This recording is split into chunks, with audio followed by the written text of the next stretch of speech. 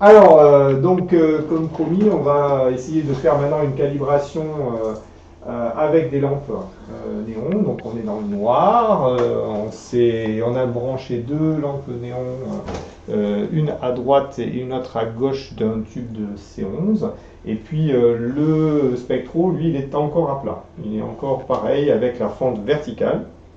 Voilà, verticale. Et le spectro lui-même est à plat. Et donc on a les lampes étalons, les deux lampes néons là, qui sont des lampes de Conrad alimentées par 230 volts. Elles sont à l'horizontale et donc perpendiculaires à la fente. La fente étant verticale. On a un spectre du néon. Pour vous donner une idée, ici la première raie du néon c'est 5852, donc c'est du jaune.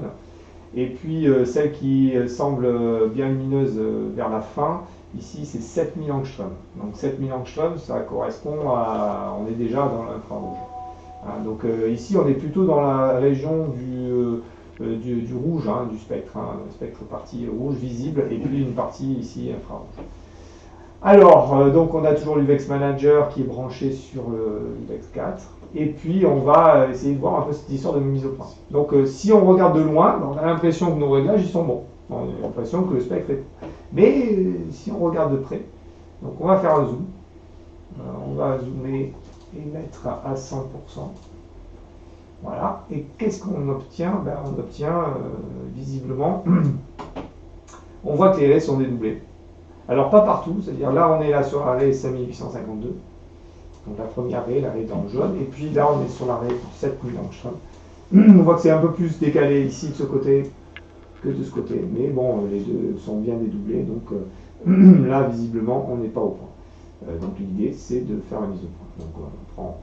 Donc on peut se mettre sur la raie de 7000 par exemple, et puis prendre l'UVEX Manager, par pas de 500, essayer de trouver. Alors là on ne sait pas dans quel sens c'est, bon, je prends le premier sens. Une chance sur deux pour que ça marche. Donc on regarde, et ce qu'il faut voir, c'est que ces deux raies-là correspondent en fait à mes deux composantes, donc mes deux lampes néon. C'est-à-dire la lampe de néon de droite va donner une contribution à gauche, et la lampe de gauche va donner une contribution à droite.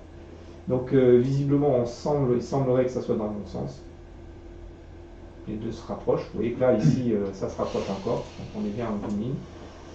Et l'idée, c'est de faire en sorte que les deux soient coïncidents.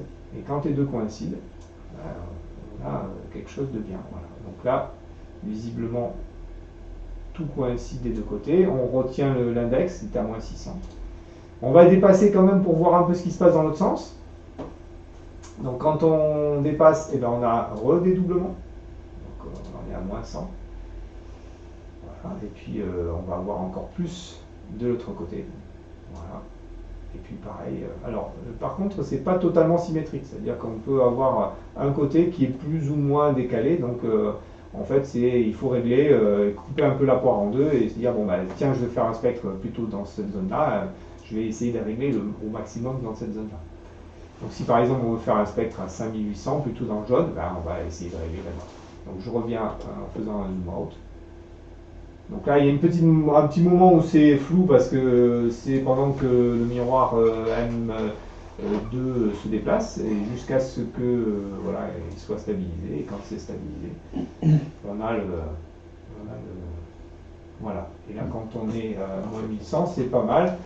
Donc on peut arrêter ici si on veut faire un spectre. Là, on regarde un peu ailleurs aussi. On voit que ça se dégrade un petit peu dans les 7000. Tout à l'heure, on était à moins 600, donc on peut revenir à moins 600. Hein. Voilà, c'est vous qui voyez. Voilà, moins 600, c'était pas mal tout à l'heure. On va voir. Voilà, effectivement, ça se dégrade un petit peu là, mais c'est pas mal. Et de l'autre côté, c'est pas mal aussi. Donc, effectivement, là, tout est net. Voilà. Voilà une façon de faire. La mise au point est assez facile à faire avec de lampes néon. C'est assez simple d'avoir quelque chose, même à FD10. Hein, là, on est à FD10. C'est encore pire, c'est encore plus facile avec un télescope de FD5 par exemple, où effectivement la mise au point se fait très rapidement parce que les dédoublements sont plus importants. Voilà, là on a la mise au point. Alors il reste une chose à faire, c'est à trouver l'endroit où il faut mettre l'étoile. Parce que vous avez, sur la fente, vous avez le choix, hein, soit vous mettez ici, soit vous mettez... alors, je l'ai plus là. Oui, parce Mais que non, en c'est- auto.